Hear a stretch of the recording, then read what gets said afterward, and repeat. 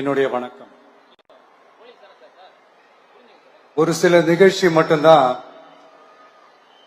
மனசுக்கு ரொம்ப நெருக்கமா ஃபீல் பண்ணும். அதை நினைச்சாலே ரொம்ப சந்தோஷமா ஃபீல் பண்ணும். அப்படிப்பட்ட ஒரு நிகழ்ச்சி தான் இன்னைக்கு இந்த சிங்கப்பெண் சிறப்பு படைய தொடங்கி வைக்கிற இந்த நிகழ்வு. உண்மையிலே மனசுக்கு ரொம்ப நெருக்கமான ஒண்ணு, சந்தோஷமான ஒண்ணு.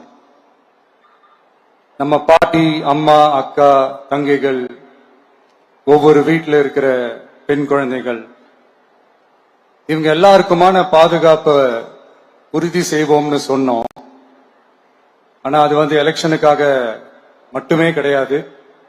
மனசுல இருந்து நிஜமா, உண்மையா, உணர்வு பூர்வமா சொன்னதுதான். பெண்களுக்கு எதிரான இந்த கொடுமைகள்ல நமக்கு எப்பவுமே 0 டாலரன்ஸ் தான். அதுல ரொம்ப உறுதியா இருக்கிறோம். சோ சொன்னது எல்லாமே செய்யணும். கொஞ்சம் கொஞ்சமா, படிப்படியா அதை செயல கொண்டு வரணும். அதுல ரொம்ப தெளிவா இருக்கிறோம். அதனாலதான் ஆட்சிக்கு வந்த உடனே இந்த குறைஞ்ச நாட்களுக்குள்ளேயே இதை நடைமுறைக்கு கொண்டு வந்திருக்கிறோம். தமிழ்நாட்டில் இருக்கிற பெண்கள், பெண் குழந்தைகள் எல்லாருமே பாதுகாப்பா, தன்னம்பிக்கையோடு இருக்கணும். அதுக்கான முதல் கட்டம் தான் இந்த ஸ்டெப். இது மனசுக்கு ஒரு மன நிறைவை கொடுத்தாலும், அதே நேரத்தில் பெண்களை பத்தின சில செய்திகள்லாம் கேட்கும் போது உண்மையிலே மனசு பதறுது, கண்ணு கலங்குது. அது கண்ட்ரோல் பண்ணவே முடியல. ஏன்னா நடக்கிற கொடுமைகள்லாம் யாருக்குங்க? நம்ம குடும்பத்தை சேர்ந்தவங்க தானே. எப்படி மனசு பதறாம இருக்கும்? அதனால பெண்களுக்கு எதிராக இதெல்லாம் ஏன் நடக்குது, எதுக்கு நடக்குதுன்றது மத்தவங்க மாதிரி ரீல்ஸ்லயும் இன்ஸ்டாலையும் தேடிட்டு இருக்க முடியாது. ரியாலிட்டிய புரிஞ்சுக்கணும். சோ இந்த பிரச்சனைகள்லாம் ஏன் நடக்குது அப்படின்றத அனலைஸ் பண்ணி பார்க்கும்போது சுத்தி சுத்தி பாத்தீங்கன்னா ஒரே இடத்துலதான் நிக்குது. போதை பொருள் நடமாட்டம். அதை வேரோட பிடுங்கி எறியணும். இது 2026 போன மாசம் மே மாசம் 10ஆம் தேதி இந்த பிரச்சனை புதுசா முளைச்சு வந்துடல. இது பல வருஷமா இருக்கிற பிரச்சனை. பல வருஷமா இதை கண்டுக்காம விட்டதுதான் அந்த வேர் இவ்வளவு ஆழமா பரவி இருக்குது. இத பல வருஷமா கண்டுக்காம விட்டது யார் என்றது நான் சொல்லிதான் உங்களுக்கு தெரியணும்னு அவசியம் இல்லை. அது உங்களுக்கே நல்லா தெரியும். இப்ப அதை பத்தி பேசியும் பிரயோஜனம் இல்லை. முதல்ல இந்த போதை பொருள் நடமாட்டத்தை வேரோட பிடுங்கி எறியணும். அப்படி எரிஞ்சாதான் இந்த பெண்களுக்கான இந்த சேஃப்டி ரொம்ப ஸ்ட்ராங் ஆகும். இது ரெண்டுமே ஸ்ட்ராங் ஆனாலே ஆட்டோமேட்டிக்கா சட்டம் ஒழுங்கும் சரியாகும். இந்த 3 விஷயம் சொன்னல, இந்த போதை பொருள் நடமாட்டம், பெண்களுக்கு எதிரான இந்த கொடுமை, இந்த சட்டம் ஒழுங்கு, இது 3மே ஒண்ணுக்கு ஒண்ணு இன்டர்லிங்க்ட் தான். இதுவும் இப்ப புதுசா வந்த பிரச்சனை கிடையாது. பல வருஷமா இது இன்டர்லிங்க்டா தான் இருக்குது. இதெல்லாம் ஏன், எதுக்குன்றது இப்ப முக்கியம் இல்லை. இது எப்படி சரி செய்ய போறோம்ன்றது தான் முக்கியம். பட் அதே நேரத்துல இன்னொன்னையும் நம்ம மனசுல எடுத்துக்கணும். இந்த பெண் குழந்தைகளுக்கான இந்த பாதுகாப்பு இது வெறும் சட்டம் ஒழுங்கு சம்பந்தப்பட்டது மட்டும்தானா அப்படின்னு கேட்டீங்கன்னா இல்ல. இது சமூக ஒழுங்கும் சம்பந்தப்பட்டிருக்கு. சமூக ஒழுங்குல தனி மனித ஒழுங்கும் சம்பந்தப்பட்டிருக்கு.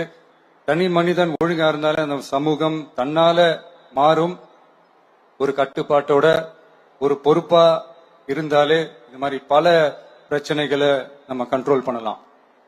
படிக்கிற இடத்துல, வேலைக்கு போற இடத்துல, டிராவல் டைம்ல, ஆனா டெய்லி லைஃப்ல பயம் இல்லாம மரியாதையோட நம்ம பெண்கள் வாழணும். அதுக்கான ஒரு அட்மாஸ்பியரை நம்ம கிரியேட் பண்ணணும். அதுதான் நம்மளுடைய ஃபர்ஸ்ட் டார்கெட்டு. இவ்வளவு நேரம் நான் இதெல்லாம் ரொம்ப சாஃப்டா சொல்லிட்டு இருந்தேன். ஆனா பெண்களை தொந்தரவு செஞ்சுட்டு அப்படியே எஸ்கேப் ஆகி போயிடலாம்னு நினைக்கிறவங்களுக்கு நான் ஒரு வார்னிங்காவே சொல்றேன். பெண்கள் பாதுகாப்பை டிஸ்டர்ப் பண்றவங்க யாரா இருந்தாலும் அது சகிச்சுக்கவே முடியாது. அவங்களுக்கான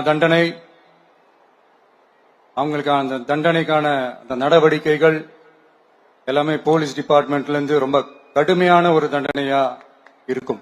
கடுமையான ஒரு நடவடிக்கைகளா இருக்கும். அந்த தண்டனை, அவங்களுக்கான அந்த சார்ஜ் ஷீட் எல்லாமே ரொம்ப ஃபாஸ்டா, ஸ்பீடா அது செயல்படுத்தப்படும். என்ன ஒண்ணு, அந்த ஸ்பீட்ல நிரபராதிகள் யாரும் தண்டிக்கப்பட்டிருக்கூடாது. இதையும் காவல் அதிகாரிகள் மைண்ட்ல எடுத்துக்கணும். தப்பு செஞ்சவங்களுக்கு மட்டுமே அந்த உண்மையான கடுமையான தண்டனை கோர்ட் மூலியமா வாங்கி தரணும். அப்பதான் அதை பார்த்து தப்பு செய்ய நினைக்கிறவங்களுக்கு கூட தப்பு செய்யக்கூடாதுன்ற அந்த ஒரு பயம் வரணும். இந்த சிங்கப்பெண் சிறப்பு படைக்காக நம் அரசு சார்பாக முதற்கட்டமாக 354 கோடிக்கு மேல நிதி ஒதுக்கப்பட இருக்கு. இந்த திட்டத்தோட இரண்டாவது கட்டமா இந்த படைக்காக மட்டுமே 2500 புதிய பணியிடங்கள் உருவாக்கப்பட உள்ளது.